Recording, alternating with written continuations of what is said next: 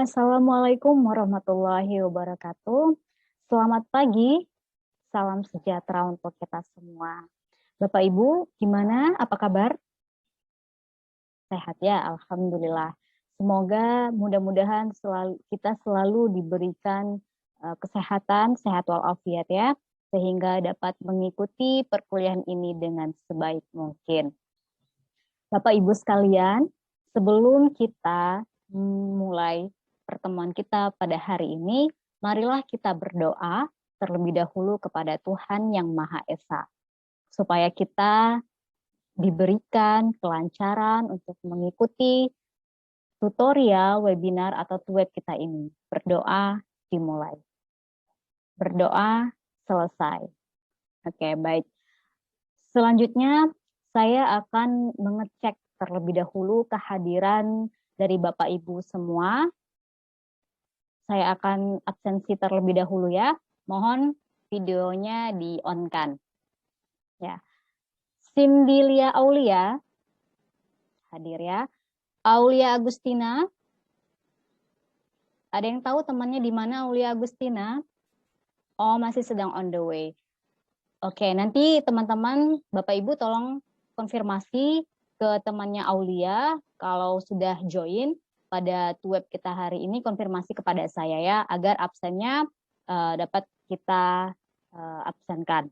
Seperti itu. Baik, oke, sudah selesai kita absensi. Selanjutnya, saya akan perkenalkan terlebih dahulu. Saya Cici Febrianti, Bapak Ibu semua bisa panggil saya Cici. Untuk 8 kali pertemuan ke depan, saya yang akan mendampingi Bapak Ibu sebagai tutor pada mata kuliah pengantar ilmu ekonomi dengan kode ISIP 4413.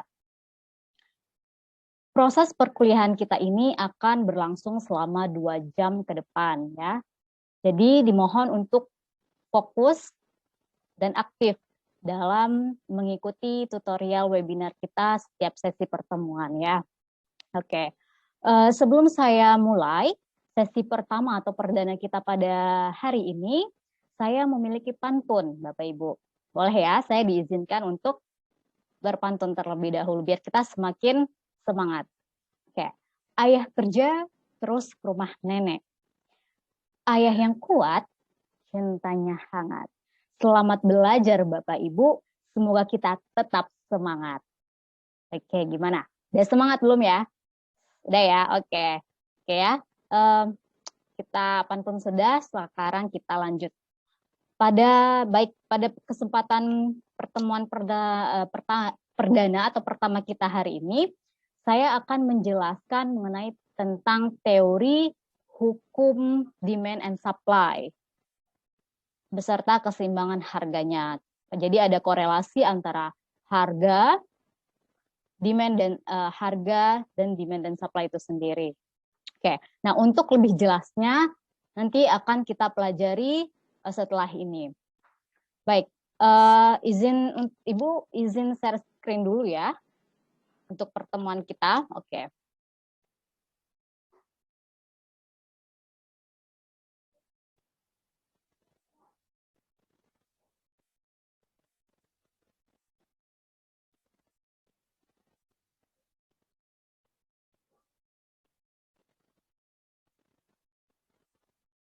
Oke. Bentar ya. Nah, ini dia. Gimana? Bapak Ibu sudah terlihat di layar komputernya?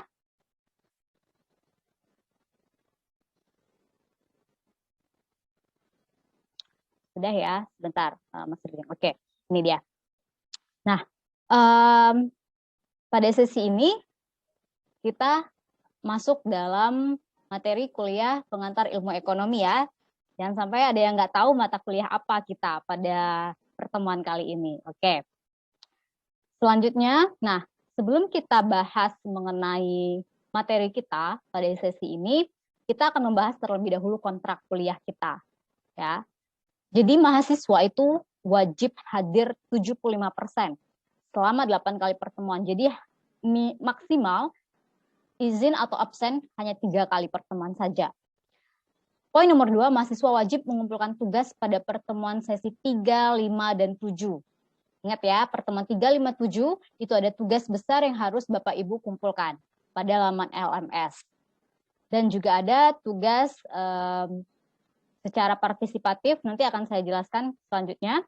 Yang ketiga itu mahasiswa diharapkan aktif pada kolom diskusi LMS maupun selamat web berlangsung. Jadi di dalam LMS ada diskusi, kotak diskusi, nanti biasanya akan saya berikan pertanyaan di sana, dan silahkan di situ aktif, begitu juga pada saat proses web berlangsung.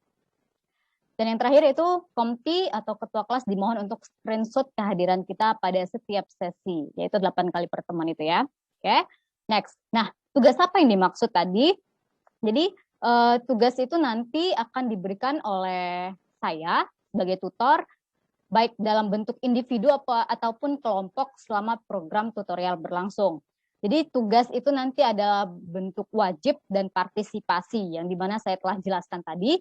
Kalau wajib adalah tujuannya untuk melihat capaian kompetensi yang telah kita pelajari setiap tatap muka, dan partisipasi tujuannya itu untuk melihat kesiapan dan keaktifan mahasiswa. Jadi diharapkan Bapak Ibu semua sebelum sesi pertemuan, baca dulu modulnya ya. Jadi biasanya akan berurut dari modul 1, selanjutnya modul 2, modul 3, dan hingga selanjutnya seperti itu. Jadi Bapak Ibu silakan dipersiapkan baca modul terlebih dahulu sebelum masuk sesi pertemuan.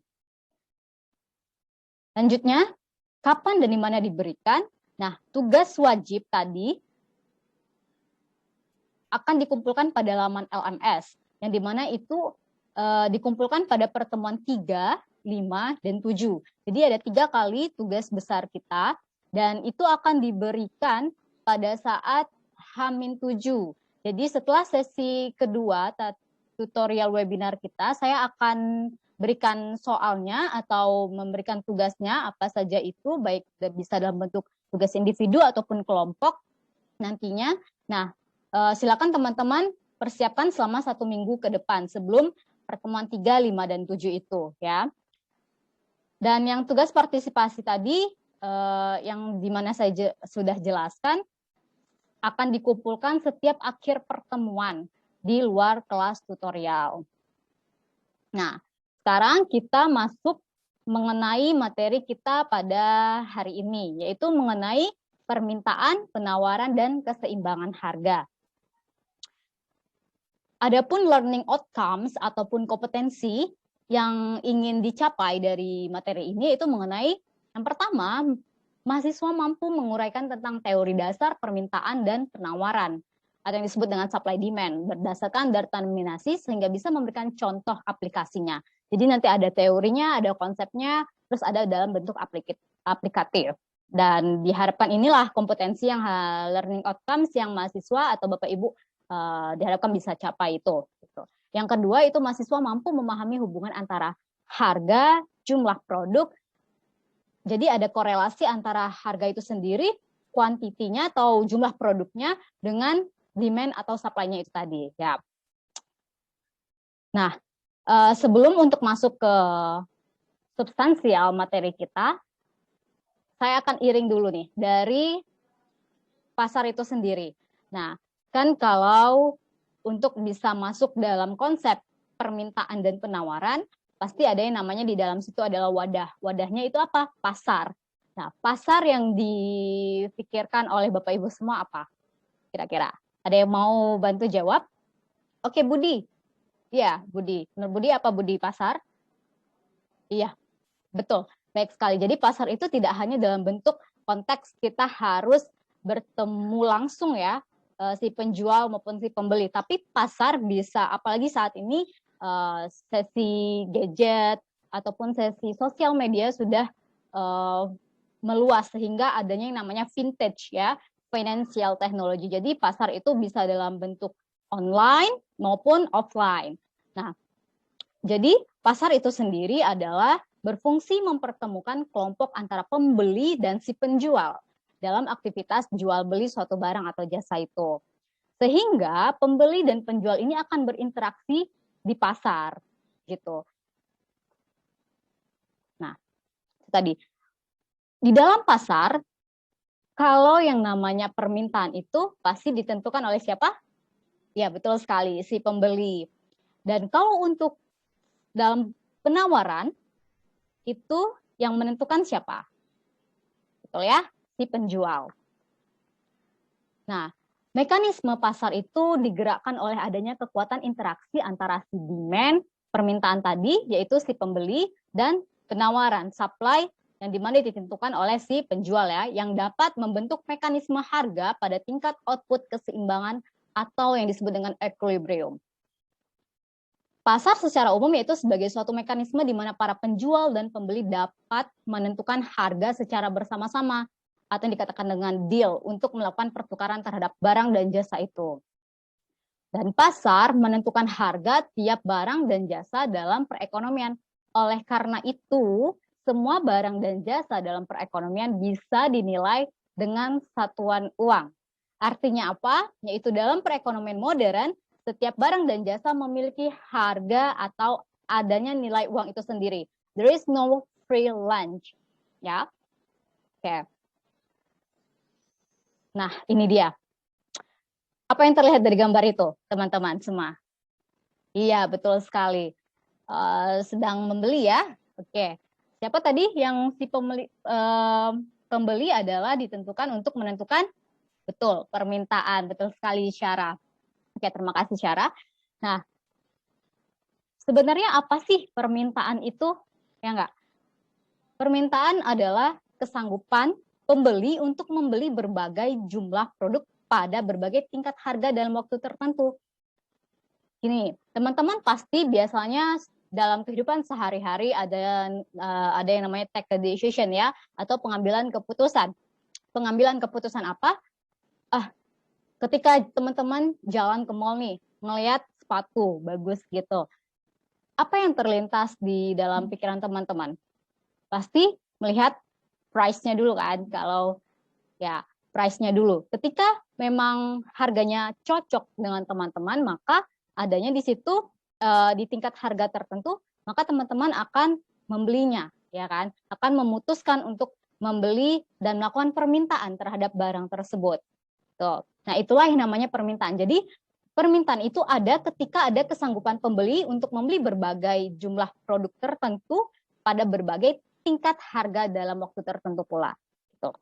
Nah, apa saja faktor yang mempengaruhi permintaan? Kira-kira apa aja, teman-teman? Faktor-faktor apa aja yang mempengaruhi teman-teman bisa membeli barang, suatu barang itu? Oke. Ya, Ali, silakan. Betul sekali, harga ya. Lanjut, Vera. Iya, pendapatan kita sendiri ya, atau pendapatan orang itu. Selanjutnya ada lagi yang mau berkontribusi? Anwar ya, silakan Anwar. Betul, selera konsumen ya. Jadi baik ada tingkatan harga barang itu, pendapatan si X dan selera konsumen, begitu juga ada dengan faktor harga barang lain atau yang dikatakan dengan substitusi ya. Selanjutnya ada yang namanya perkiraan. Nah, perkiraan ini juga mempengaruhi permintaan. Dan terakhir adalah jumlah penduduk. Jadi 6 faktor inilah yang mempengaruhi permintaan suatu barang. Apa aja tadi? Harga, pendapatan, selera konsumen, harga barang lain, substitusi maupun komplementer, perkiraan, expected, dan jumlah penduduk. Oke, good.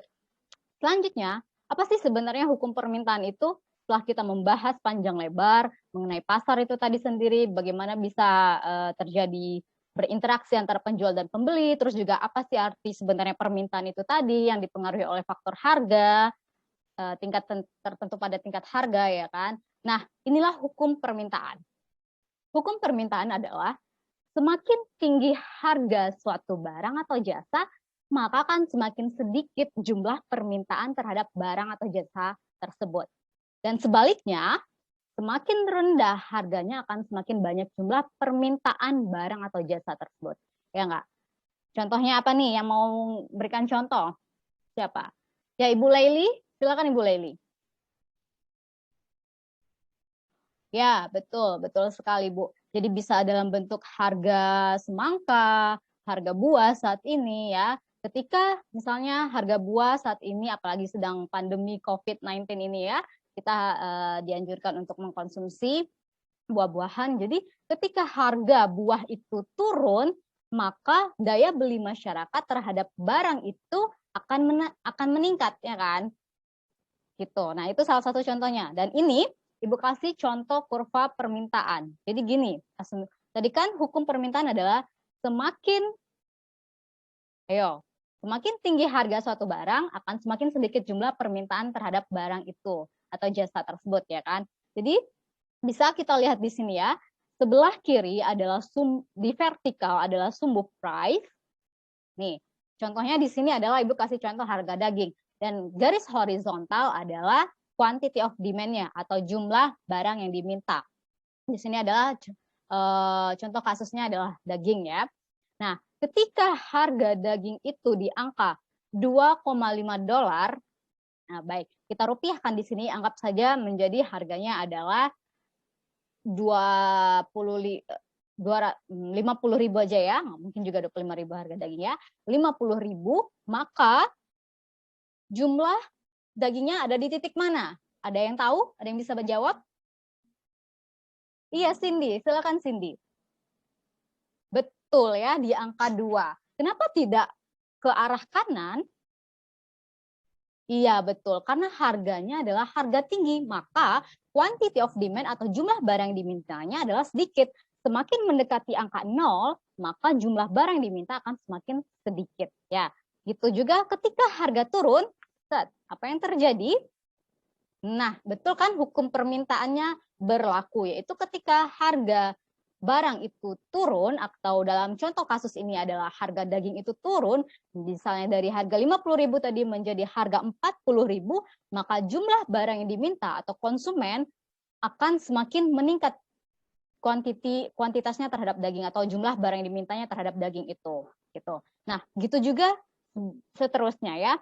Semakin rendah harga barang itu, maka semakin banyak jumlah barang yang diminta. Oke, nah itu tadi. Oke, sekarang, nah inilah bentuk kurva permintaan. Jadi kalau bentuk kurva permintaan itu seperti ini.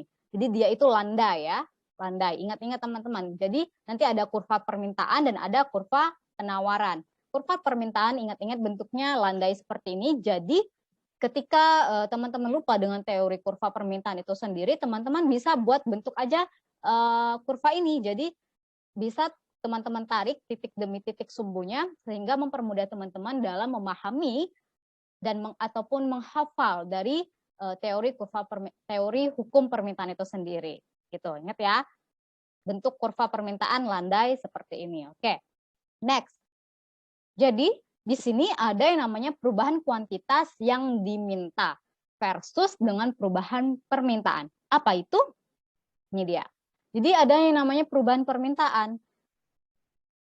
Perubahan permintaan itu ketika kurva permintaannya bergeser ke kiri atau ke kanan. Oh, emang bisa, Bu? Ya bisa. Ya. Kenapa bisa terjadi? Karena disebabkan oleh perubahan faktor penentu permintaan selain harga itu tadi. Apa aja tadi ada 6 kan ya? Masih ingat dong? Iya, betul, pintar sekali. Nah, inilah yang namanya pergeseran kurva permintaan. Ada yang mau dapat bintang nggak? Mau bantu jelasin bagaimana pergeseran kurva permintaan ini bisa berlangsung? Yang Ibu bilang tadi ada yang bisa bergeser ke kanan, ada yang bisa bergeser ke kiri. Ayo, Ibu kasih waktu 30 detik. Iya, silakan Andre. Oke, Andre. Gimana Andre? Nice. Ya, betul sekali ya. Jadi, ini ilustrasinya yang dikatakan oleh teman kalian si Andre. Ketika, kenapa bisa bergeser ke kanan? Coba teman-teman tarik.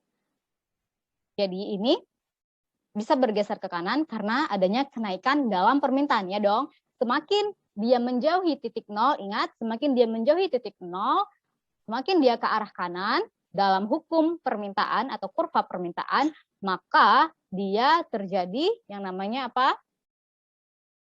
Ya, kalau dia semakin ke kanan, tarik, maka jumlah yang dimintanya semakin banyak, betul ya? Dan sebaliknya, ketika terjadi dia bergeser ke kiri, yaitu semakin mendekati angka 0, maka yang terjadi adalah kenaikan harga itu sendiri dan jumlah quantity of demand-nya berkurang. Oke. Nah, inilah yang namanya dengan dikatakan sebagai penurunan dalam permintaan. Maka kalau penurunan permintaan dia bergeser ke kiri dan kenaikan dalam permintaan dia bergeser ke kanan atau semakin menjauhi titik nol. Ingat ya. Sekarang kita ke fungsi kurva permintaan.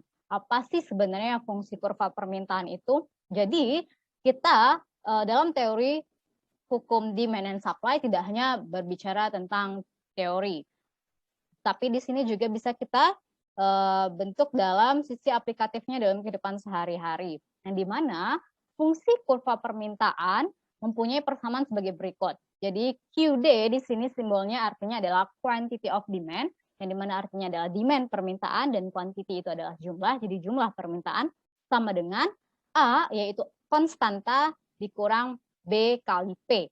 B di sini itu koefisiennya, P, ada yang tahu P? Yap, betul, harga ya. Siapa tadi yang jawab? Oke, thank you Ali. Ya, jadi quantity of demand yaitu jumlah barang yang diminta sama dengan konstanta dikurang koefisien dikali dengan price atau harga. Ingat-ingat ya. Jadi selanjutnya di formula di sebelahnya ada untuk memperoleh persamaan kurva permintaan dapat digunakan rumus Q adalah jumlah dikurang Q1. Q1 ini di mana adalah jumlah yang diminta awal mula ya. Per Q2. Q2 adalah jumlah yang diminta setelah adanya perubahan harga. Jadi kan tadi sudah dijelaskan bahwa semakin dia menjauhi titik nol maka dia bisa saja barang yang diminta semakin bertambah. Sebaliknya kalau bergeser ke kiri maka dia jumlah barang yang diminta semakin berkurang. Maka itu ada namanya perubahan. Jadi kalau Q1 adalah jumlah barang yang diminta pertama kali atau awal mula, Q2 adalah jumlah barang yang diminta setelah adanya perubahan harga. Ingat-ingat ya. Jadi rumus atau formula untuk memperoleh persamaan kurva permintaan dapat digunakan rumus Q dikurang Q1 yaitu jumlah yang diminta awal mula per Q2 min Q1. Q2 yaitu jumlah yang diminta setelah perubahan harga dikurang dengan jumlah awal mula tadi. Sama dengan price min P kali P1 per P2 min P1. Nah, ini dia contoh kasus soal yang akan Ibu berikan dari rumus atau formula tadi yang sudah kita bahas. Ayo, Ibu kasih waktu 2 menit aja ya. Jangan lama-lama 2 menit untuk selesaikan soal gunakan rumus yang Ibu kasih tadi. Siapa yang bisa jawab akan bisa dapat bintang pada sesi pertemuan kita hari ini. Jangan lupa ya, aktif partisipatif setiap sesi pertemuan. Karena ada nilai plus yang bisa teman-teman Bapak Ibu dapatkan ketika aktif berpartisipasi dalam setiap tutorial webinar kita. Oke? Gimana, udah ada yang dapat? Iya, oke Andre. Andre lagi nih. Gimana Andre? Jangan mau kalah ya yang lain. Oke, Andre gimana? Ya. Oke, betul ya. Nah, ini dia. Kita mulai masukkan. Diketahui adalah P1-nya ada 5, P2-nya adalah 15. Jadi, perubahan harganya menjadi dari 5 ke 15 dan Q1-nya dari awal 40 berubah menjadi 20 pada Q2-nya. Maka, berapa yang dihasil yaitu Q sama dengan 50 min 2P. Oke, good. Dan gimana bentuk kurvanya? Ini dia bentuk kurvanya. Nah, sesuai dengan kita lihat bahwa 5 adalah P1-nya dan P2-nya itu 15, maka dia Q sumbunya menjauhi titik 0, dari yang Q1 40 berubah menjadi Q2 20, mendekati titik 0 maksud Ibu ya. Jadi sehingga di sini fungsi kurva permintaannya menjadi Q sama dengan 50 min 2P. Good. Yuk, lagi. Semangat ya. Nah, sekarang kita masuk dalam teori hukum penawaran atau supply. Apa sih supply atau penawaran?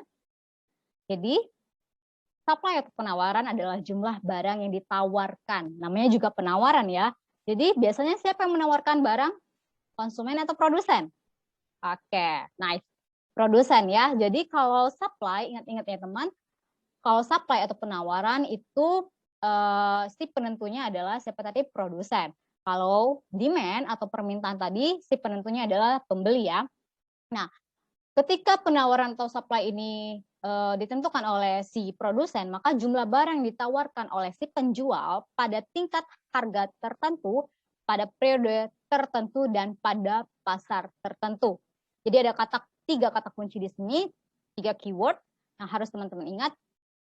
Pada tingkat harga tertentu, pada periode tertentu, dan pada pasar tertentu. Ya, ketika produsen melakukan penawaran dalam penjualan. Kenapa? Ini, sekarang kita mulai bahas. Nah, kenapanya bisa kita jawab dengan hukum penawaran? Karena hukum penawaran menyatakan bahwa dengan kuantitas yang ditawarkan akan meningkat ketika harga barang tersebut meningkat. Berbeda jauh dengan berbanding terbalik dengan hukum demand ya. Kalau hukum demand tadi, kalau harganya meningkat, maka demand-nya akan turun. Sebaliknya, kalau di hukum penawaran, ketika harga barang tersebut meningkat, terdapat hubungan yang positif antara harga dengan kuantitas yang ditawarkan. Maksudnya apa? Yaitu jumlah barang yang ditawarkan itu juga meningkat gitu. Karena ini adalah si produsen. Produsen tentunya inginnya untung yang sebesar-besarnya dong, ya kan? Nah, kalau teman-teman jadi seorang produsen, pasti berlaku yang seperti itu. Berbalik kalau kita menjadi seorang konsumen. Nah, jadi faktor-faktor yang mempengaruhi penawaran itu ada harga input. Jadi pastinya kan untuk memproduksi barang, kita membutuhkan barang yang lain untuk bisa membantu barang kita menjadi suatu barang jadi. Contohnya nih, teman-teman adalah produsen pakaian. Teman-teman pasti membutuhkan benang ya kan, benang, wool, dan lain sebagainya, atau kain. Nah, ketika harga input teman-teman ini si kain ataupun benang wool ini meningkat harganya, pasti juga nanti akan memiliki efek atau impact kepada faktor-faktor yang mempengaruhi penawaran dalam penjualan teman-teman ini sendiri. Makanya yang pertama adalah faktor-faktor yang mempengaruhi penawaran. Yang pertama adalah harga input atau biaya produksi itu sendiri. Yang kedua adalah tingkat teknologi yang kita gunakan. Yang ketiga adalah harga barang lain, baik substitusi maupun komplementer. Dan yang keempat adalah tujuan perusahaan dalam ekspektasi. Ya, ingat-ingat ada 4, kalau dalam demand tadi ada 6. Kalau di dalam penawaran, faktor-faktor yang mempengaruhinya ada 4 ya. Oke. Nah, ini dia kurva penawaran. Tadi udah kita bahas kurva permintaan. Sekarang kita bahas kurva penawaran. Ada yang bisa menggambarkan ilustrasi kurva penawaran? Karena tadi sudah dijelaskan kan, kurva permintaan itu bentuknya landai. Kenapa? Karena ketika harga naik, maka jumlah yang diminta akan semakin sedikit. Dan ketika harga itu turun atau semakin rendah, maka jumlah barang yang diminta akan semakin banyak. Nah, kalau kurva penawaran tadi kan udah kita bahas teori hukum penawarannya berbalik arah dengan hukum permintaan, maka pasti ada yang tahu dong dan bisa mengilustrasikan. Ayo. Kalau kurva penawaran tadi harganya adalah dia semakin besar harganya, semakin meningkat harganya, maka jumlah barang yang ditawarkan adalah semakin banyak juga. Iya, silakan Pak Andre. Iya, betul. Ya, Cindy juga mau menambahkan? Iya, benar sekali ya teman-teman, Bapak Ibu semua. Jadi di sini kurva penawaran adalah, balik lagi kita akan ilustrasikan adalah harga daging, di mana di sini kita sebagai produsen ya, kalau tadi kan sebagai konsumen, pada saat harga daging itu di angka titik rendah, itu sedang murah, di harga misalnya katakanlah 25.000, maka jumlah barang yang Bapak Ibu tawarkan sebagai produsen sebesar hanya 1, ya kan, di angka 1. Karena tidak memberikan keuntungan yang besar bagi Bapak Ibu semua sebagai produsen, ya kan, makanya jumlah barang yang ditawarkan pun semakin mendekati 0 atau semakin kecil, semakin sedikit.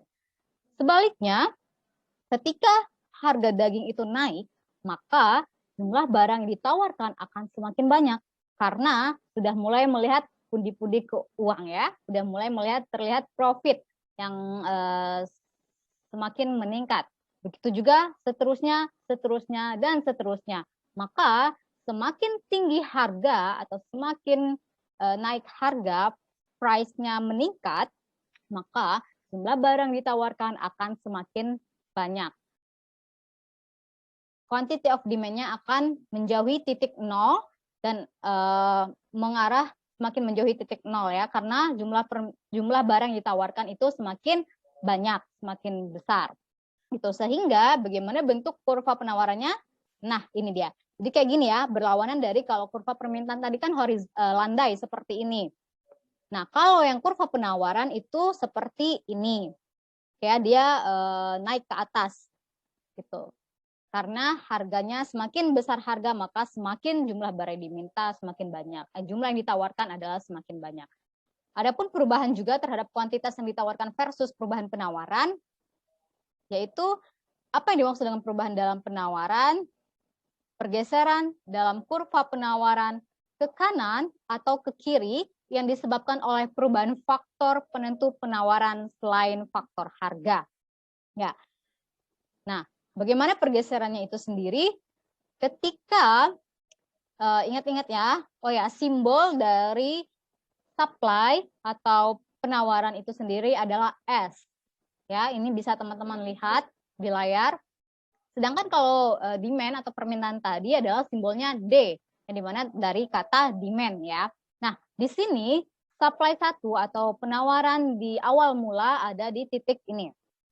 Dan ketika ada pergeseran terhadap jumlah barang yang ditawarkan, itu dia ke kanan. Kenapa? Karena betul, kenaikan dalam jumlah barang yang ditawarkan. Karena dia semakin menjauhi titik nol ya. Jadi semakin dia menjauhi titik nol, maka jumlah barang yang ditawarkan akan semakin meningkat atau semakin besar. Efeknya kenapa? Karena tingkat harga barang itu sendiri. Dan sebaliknya, kalau di S3 ini, dia bergeser ke kiri nih. Bergeser ke kiri, dia semakin mendekati titik nol, betul ya. Jadi kenapa bisa bergeser ke kiri? Karena harganya itu turun atau mengalami penurunan tingkat harga, maka jumlah barang yang ditawarkan akan juga mengalami penurunan gitu. Makanya dikatakan hukum apa? Betul, hukum positif. Nah, ini dia. Ketika penawaran dan permintaan secara bersama-sama telah memiliki titik pertemuan yang dimana dikatakan sebagai harga keseimbangan. Harga keseimbangan itu adalah harga yang menyeimbangkan penawaran dan permintaan. Pasti masih bingung ya? Nih, Ibu akan jelaskan pakai kurva nanti ketika harga keseimbangan yang dimana ada titik keseimbangan menyeimbangkan si harga penawaran dan permintaan. Karena kan kalau kita masih bahas one by one dari sisi produsen maupun si konsumen, si pembeli ini kan belum ada titik ketemunya nih. Karena kalau si produsen maunya harga semakin besar kan, semakin tinggi. Sedangkan kalau si konsumen pengennya harga serendah-rendahnya gitu. Nah, gimana di titik pertemuannya atau titik keseimbangan atau equilibriumnya akan dibahas setelah ini. Ini dia. Jadi kuantitas keseimbangan adalah kuantitas yang menyeimbangkan penawaran dan permintaan. Nih. Nah, ini kan ada tabel nih. Dari sisi permintaan dan penawaran. Teman-teman, siapa yang bisa nunjukkan di sini titik keseimbangannya? Dari sisi harga maupun kuantiti, baik dari sisi permintaan maupun dari sisi penawaran. Ada yang bisa? Iya, Ibu Eni? Iya, benar sekali ya Ibu Eni. Oke, nah ini dia, betul. Harga keseimbangan dan jumlah keseimbangannya berada di tingkat harga $2 atau di sini bisa kita ilustrasikan di titik harga Rp50.000 ya. Jadi ketika harga Rp50.000, jumlah barang yang diminta maupun jumlah barang yang ditawarkan mengalami titik keseimbangan itu sebesar 7 kuantitasnya ya. Nah, makanya sehingga pada harga $2 ini atau Rp50.000 ini kuantitas yang diminta adalah sama dengan kuantitas yang ditawarkan. Tuh. Nah, yang bingung tadi mengenai gimana titik keseimbangannya, Bu, ketika kalau demand seperti ini landai karena berpengaruh terhadap hukum teori permintaan, dan dari sisi supply kurva penawarannya juga berlawanan seperti ini, maka titik keseimbangannya berada di titik mana tadi $2 ya. Nah, ini dia ketemu dia. Nah, disitulah terjadinya harga di tingkat pasar.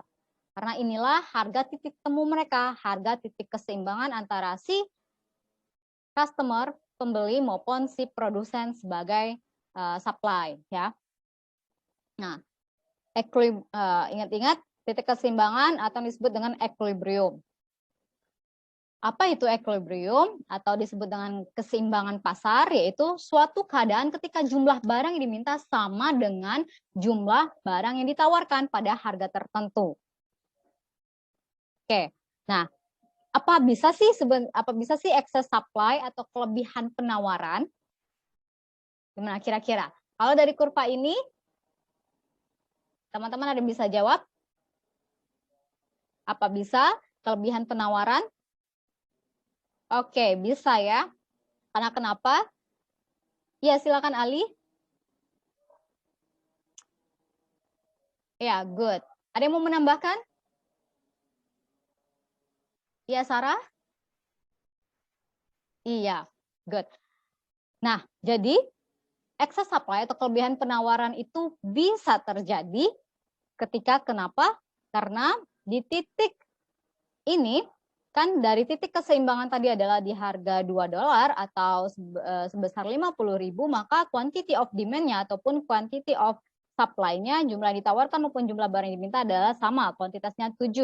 Namun ketika harga itu adalah $2,5 atau naik dari 50.000 sebesar 55.000, maka quantity nih, ini punya siapa? Ini dari kurva si permintaan ya. Jadi quantity of demand-nya bisa turun, tetapi quantity of supply-nya meningkat ya, hukum tadi. Makanya kelebihan penawaran karena barang yang diminta itu semakin mengecil, barang diminta semakin sedikit ketika harganya naik, tapi dalam penawaran jumlah yang ditawarkan semakin banyak atau semakin besar. Sehingga itulah dikatakan sebagai excess supply atau kelebihan penawaran. Nah, ini dia ya.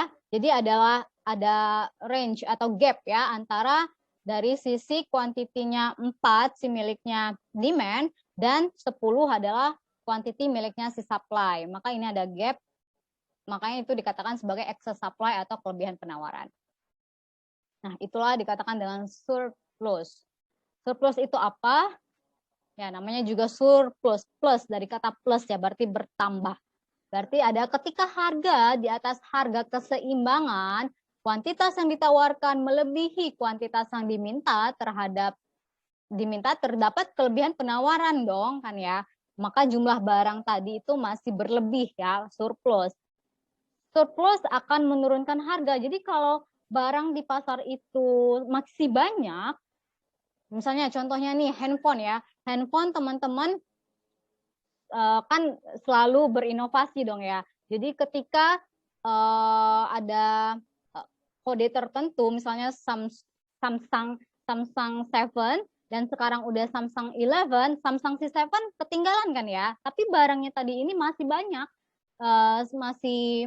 di pasar, sehingga si produsen apa yang akan terjadi, dia akan menurunkan harga untuk menarik penjualan, adanya si pihak konsumen membeli barang itu karena menurunkan penjualan. Karena ketika kalau sudah dibiarkan karena ini adalah surplus atau terjadinya kelebihan jumlah barang yang ditawarkan, maka si produsen akan menurunkan harganya. Pasti banyak teman-teman melihat diskon ataupun misalnya di Matahari buy one get one, cuci gudang gitu kan. Nah, itulah salah satu trik atau strategi dari si produsen ketika terjadinya surplus atau excess supply, kelebihan penawaran. Sehingga mereka menurunkan harga untuk menaikkan penjualan. Hal ini akan menggerakkan ke arah kembali titik equilibriumnya, yaitu titik keseimbangan. Oke, nggak terasa ya, pertemuan kita pada sesi kali ini sudah selesai. jangan lupa teman-teman kerjakan, ada tugas partisipasinya, nanti akan Ibu kirim di laman LMS, silakan diskusi di kotak box di sana untuk berpartisipasi dan berdiskusi. Bagi teman-teman, Bapak Ibu semua yang belum jelas ataupun belum memahami, silakan kontak saya melalui email yang sudah tertera di laman LMS. Silakan teman-teman hubungi saya. Ya, baik. Jangan lupa sekali lagi baca modul sebelum pertemuan ya. Jadi siapa yang semakin berpartisipasi, semakin aktif teman-teman Bapak Ibu di laman selama tutorial webinar kita, maupun dalam sesi tugas partisipatif di LMS, maupun dan tugas wajib, maka akan mendapatkan poin plus dari saya. Ya, oke, ayo kejar-kejaran nih dapat bintang. Semakin banyak bintang, maka semakin besar poin yang Bapak Ibu bisa dapatkan. Oke ya, itu saja dari saya. Terima kasih atas partisipasinya hari ini, atas keaktifannya teman-teman semua hari ini. Semoga kita selalu diberikan kesehatan, agar bisa selalu aktif dan bisa mengikuti tutorial webinar ini hingga selesai dengan sebaik-baiknya. Amin, amin, ya robbal alamin. Baik, saya pamit. Wabillahi taufik wal hidayah. Wassalamualaikum warahmatullahi wabarakatuh. See you.